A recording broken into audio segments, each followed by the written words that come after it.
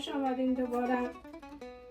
امروز میخواستم فرنی درست کنم، با شما عزیزان شریک کنم تا آخر برنامه با ما باشین. عزیزای دل، امروز فرنی درست میکنم. دیگه مواد لازم بر شما بگویم. اینجا ما شکر گرفتیم، دیگه پودر نشسته جواری سگ یا بلال، دیگه ما شیر گرفتیم عزیزای دل، کره گرفتیم و هل. امی شیر که دارم امی را در گلاس جاتا میکنم عزیزای دل.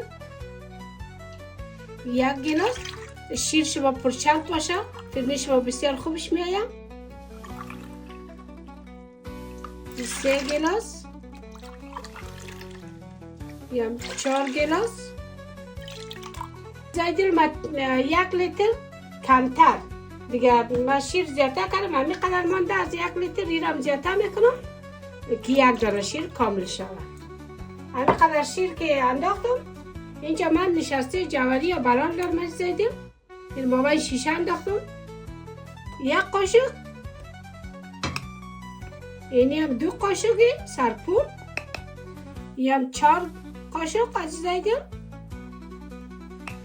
اینی 5 قاشق عزیزای دل. 5 قاشق که انداختم همین قدر اونجا کم که داشتم، این 5 گلاس کامل، 5 گلاس شیر زیاده کردم، 5 قاشق نشسته جواری.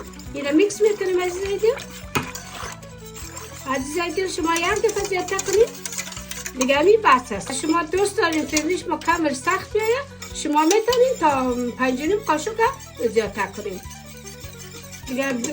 در نظر من که دمه همی کافی است. عزیزای دل اینجا 1 قاشق سرپو، 2 قاشق، 3 قاشق، یا 4 قاشق، یا 5 قاشق، همین کافی است. شما اگر میخواین که فرنیش ما شیرینی بیاید 6 قاشق دیگه زیادتر نکنید دیگه. اینم میکس میکنید عزیزای دل، دیگه خوب میکس کنید دیگه. آتش کم بمانید تا این گرم بیاید عزیزای دل. اینجا ایل گرفتیم دیگه، ایل کوبیدن اندازیم که رنگ فرنیش ما تغییر میده. همین ایل هم میندازیم دیگه، میمانیم روی گاز عزیزای دل. دیگه من روی گاز که ماندم دیگه، همین تا ساستا شور دادم، دا آتش متوسط ماندم دیگه. یک 5 دقیقه دیگه میمانم دیگه، خود صفر کردم دیگه. اینجا باید کرم زیاده میکنم عزیزای دل. اندازه 20 گرم دیگه. فرنی هم آسان است هم خوشمزه است. شما درست کنین، مای رمضان باشه یا بدون مای رمضان، همیشه آدم درست کنن. بچه ها فرنی زیاد دوست دارن یا پودین میگه اینجا. عزیزای دل غذای سنتی است، میتونه سر غذا بخوره، پیش از غذا بخوره. به به جای عزیزای دل خالی دیگه. فقط عزیزای دل شما که وقتی ماندین آتش کم بانید، همین تا اساسا شور داره برین. آتش از زیاد بانید زیاد یک شمار بگیره دیگه خراب میشه فرنی شما. همین که من درست کردم، همین تا اساسا شما آتش کم بانید، همین تا اساسا شور داره برین تا این خود سخت کرد.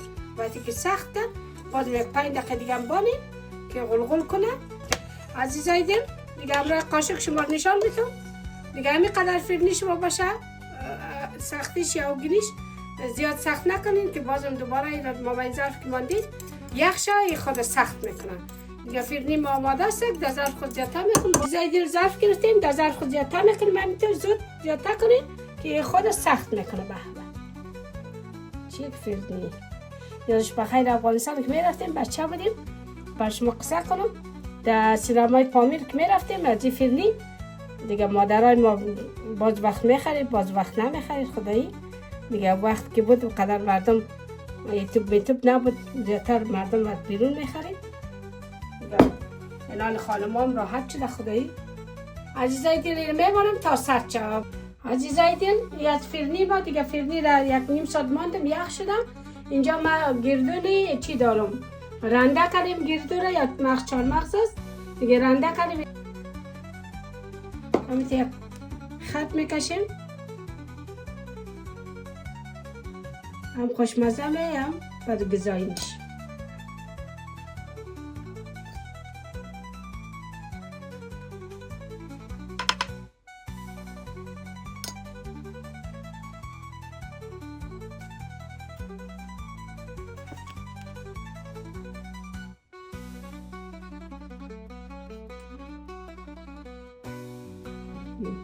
اینجا انگورم دارم همراه توت فرنگی را همین که مثل درخت بریم عزیزای دل این را میچینیم بسیار مقبول میآید هم مزه دار.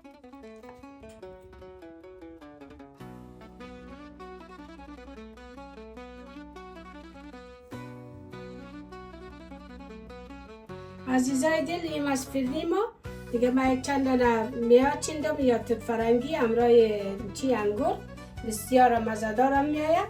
دیگه رویش کمک گردو انداختم دیگه شما هم درست کنین با فامیل محترم نوشی جان کنین. به به عزیزای دل با شما نشان بدم از گوشه‌کش به به چی فرنی آمده شما ببینین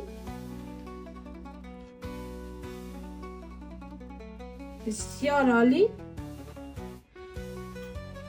عزیزای دل شما میتونین همراه پسته بادام هم میتونین درست کنین دیگه. من این دفعه همراه میوه درست کردم دیگه شما هم درست کنین با فامیل محترم نوشی جان کنین. هر جایی که هستین خواهر خدا حمایت کردین تا اینجا را یک جهان تشکر.